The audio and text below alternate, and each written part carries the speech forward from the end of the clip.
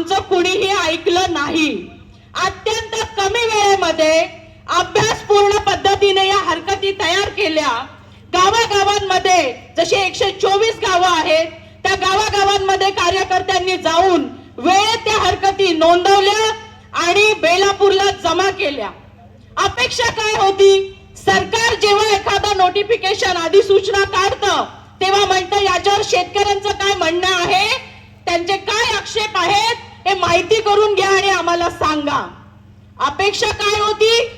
हरकती घेतल्यानंतर त्याची सुनावणी घेणं गरजेचं होतं. होतं की नाही? होतं की नाही? सुनावणी झाली? सुनावणी झाली?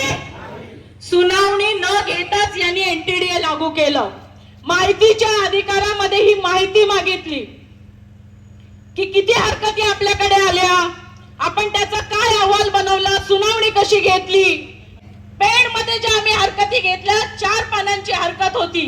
आमच्याकडे रिटायर्ड जज ज्यांनी सेटच्या विरोधात सुद्धा आंदोलन केलं आणि ते यशस्वी केलं, अशी सगळी अनुभवी मंडळी 15 दिवस रात्रंदिवस कायद्याचा अभ्यास करून या सर्व मंडळींनी जी हरकत तयार केली त्यातला फक्त एक मुद्दा त्या अहवालामध्ये होता, बाकी एकही मुद्दा नव्हता.